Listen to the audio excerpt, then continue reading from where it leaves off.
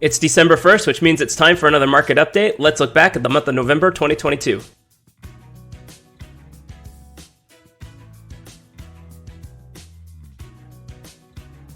Welcome back to my channel, everybody. This is Scott with Active Realty and the Jadung team. I'm a bit under the weather this week, as you can probably hear, but the show must go on. I have so much to share with you today. We're going to be ranking the communities here in Temecula from least expensive to most expensive and looking at how prices have changed over the last month. And at the end of the video, I will do a more holistic market update looking at what's going on in Murrieta and Menifee as well. Just in case you missed it, the holiday season is in full swing here in Temecula, and I released a video last week talking about some local events going on for the next few weeks. You can find that video here. And I released a video 2 weeks ago on how new construction is the way to go right now when it comes to buying. If you haven't checked out that video yet, I strongly recommend doing it. Incentives are still stronger now than they've ever been in new construction, especially sliding into the end of the year. Our buyers have received some pretty great deals from a multitude of builders just trying to get this inventory off their hands as the end of the year approaches. Without further ado, let's jump into this countdown.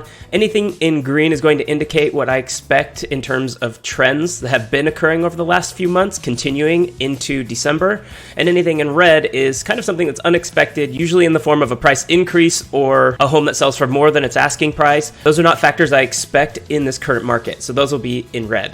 Coming in at number 7 on our countdown, up first we have Paloma del Sol, where 7 homes sold last month for a median sales price of $595,000. That's down from $615,000 in October, and only about half of those, sold for under their original list price. So that number is down from October, kind of showing a plateauing effect in Paloma del Sol. Up next, coming in at number 6, we have Paseo del Sol, where the average sales price for the 2 homes that sold last month was $650,000, staying on par with what we saw in October, and both of those homes sold for under their original list price. Coming in at number 5 on the countdown, we have Chardonnay Hills, where 2 homes sold last month, the average sales price for those homes being $619,000. That's down from the average price of $693,000 in October. Both of those homes sold for under their original list price. Coming in at number 4 on the countdown, we have Temecula Hills, where we actually saw a median sales price increase month over month up to $670,000. There were 5 homes sold here last month, and 60% of those homes went for under their original list price. Coming in at number 3, we have Wolf Creek, where the median sales price was $671,000 on the 7 homes that sold there last month.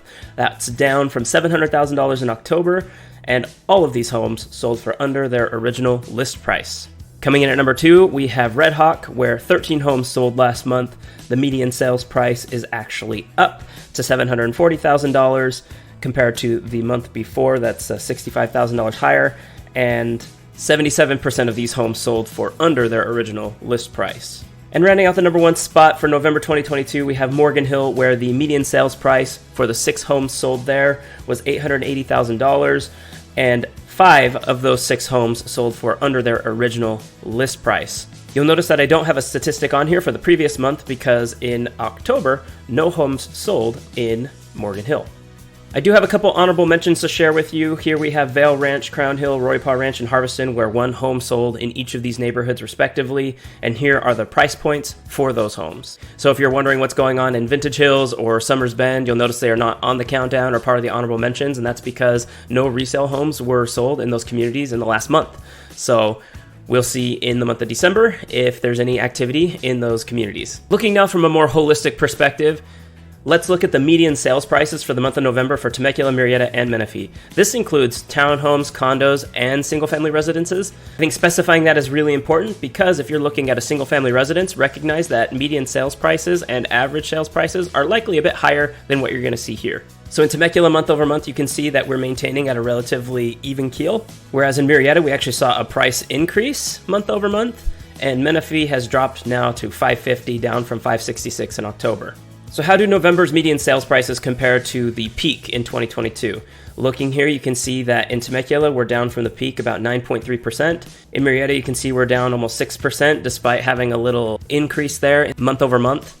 And in Menifee, prices are down 7% overall from their peak in May.